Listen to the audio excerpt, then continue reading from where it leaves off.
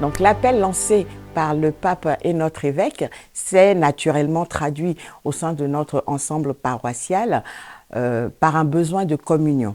Nous avons organisé une réunion qui rassemblait tous les responsables des services et chaque personne devait se présenter son service, indiquer le clocher sur lequel il exerce ce service et le nombre de personnes participant à ce service-là.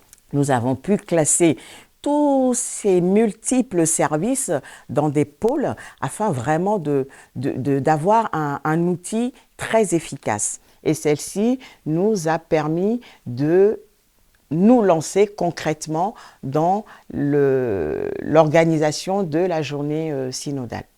Et toi, comment tu vois la paroisse demain ? Dans les mots-clés de cette démarche synodale voulue par le pape François, il y a les mots communion, participation, mission.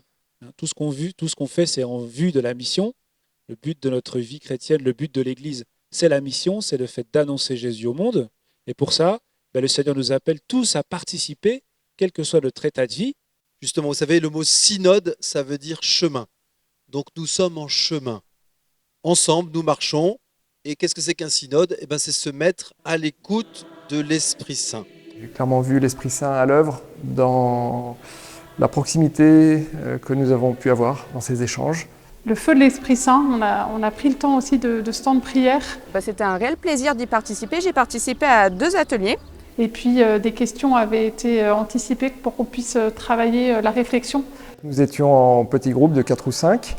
Et ce que j'ai particulièrement apprécié, c'était la possibilité pour chacun de faire part aux autres de sa perception de la vie paroissiale. Moi, j'ai trouvé ça très intéressant parce que déjà, je ne connaissais pas toutes les missions de la paroisse. Et puis, ça a permis également de rencontrer des gens du quartier. Et ça, c'était vraiment chouette. En tout cas, moi, ça m'a marqué de voir comment est-ce qu'on pouvait faire une même pratique, par exemple le catéchisme, de justement récupérer les bonnes pratiques d'une église ou d'une autre. Le fait d'être écouté posément m'a donné cette impression de faire partie de l'église et d'être partie prenante de sa construction.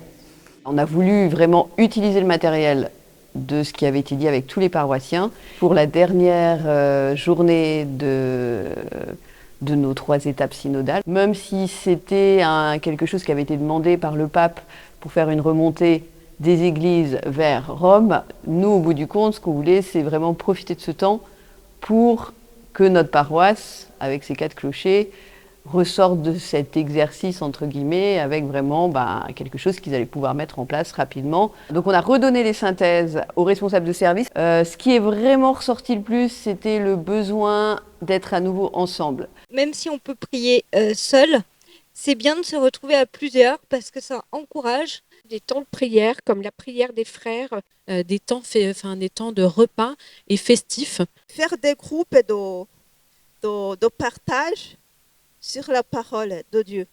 C'est le samedi avec les visites à domicile. Que être accueilli, c'est exactement comme être accueilli dans sa famille.